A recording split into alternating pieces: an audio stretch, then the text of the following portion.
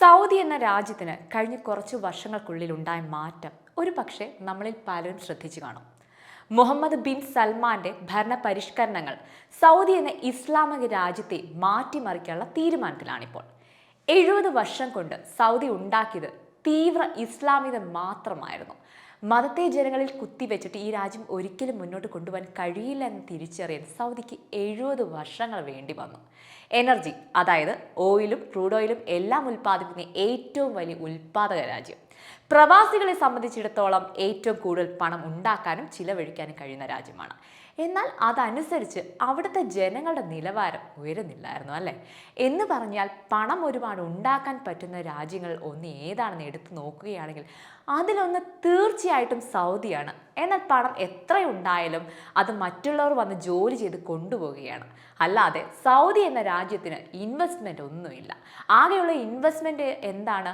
Oil based investment, അതുപോലെ പുണ്യസ്ഥലങ്ങളായിട്ടുള്ള മക്കയും മദീനയും സന്ദർശനത്തിൽ നിന്നും ലഭിക്കുന്ന ഇൻവെസ്റ്റ്മെൻറ്റ് തുടങ്ങിയൊക്കെ ആയിട്ട് ചുരുങ്ങിയിട്ടുണ്ട്. ജോലി ആവശ്യത്തിനായിട്ട് ആളുകൾ ആ രാജ്യത്തെ സമീപിക്കുമെന്നല്ലാതെ ആ രാജ്യത്ത് ആരും താമസിക്കാൻ തയ്യാറായിരുന്നില്ല. എന്തുകൊണ്ടാണ്?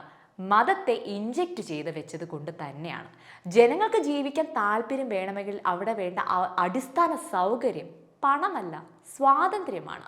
അത് ലഭിക്കാത്ത പക്ഷം ജനങ്ങൾ ആ രാജ്യത്ത് നിൽക്കില്ല. പ്രത്യേകിച്ചും സ്ത്രീകൾക്ക് നിഷേധിക്കപ്പെട്ട ആവിഷ്കാര സ്വാതന്ത്ര്യം, എന്തിന് ഇഷ്ടമുള്ള ഒരു വസ്ത്രം ധരിക്കാനോ സ്വതന്ത്രമായി നടക്കാൻ പോലും കഴിയാത്തൊരവസ്ഥ.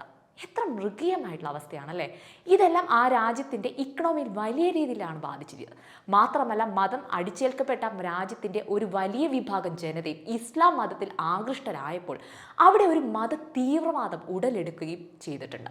2-3 വർഷങ്ങൾക്ക് മുൻപ് ഒരു റംസാൻ മാസത്തിൽ നഹസ് നടക്കുന്ന സമയത്ത് രാജ്യത്തെ പല സ്ഥലങ്ങളിലായിട്ട് ഇസ്ലാമിക തീവ്രവാദികൾ ബോംബിടുന്നുണ്ട്.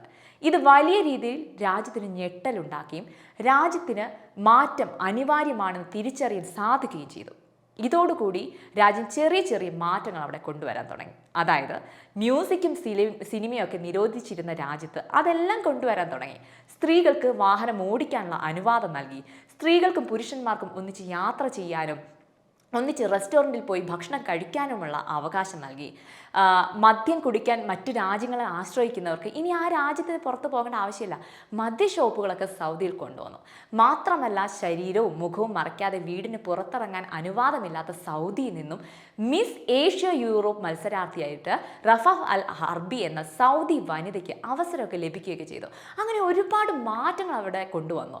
ജനങ്ങൾക്ക് മതത്തിൽ നിന്ന് മാറി ചിന്തിക്കാനുള്ള ഒരു അവസരം അവിടെ ഭരണഘടന നൽകുകയാണ്. അതിന് ഒരു ഉത്തമ ഉദാഹരണമാണ് 2016 സൗദി വഹാബിസവും സലഫിസവും ഒക്കെ നിരോധിച്ചത്.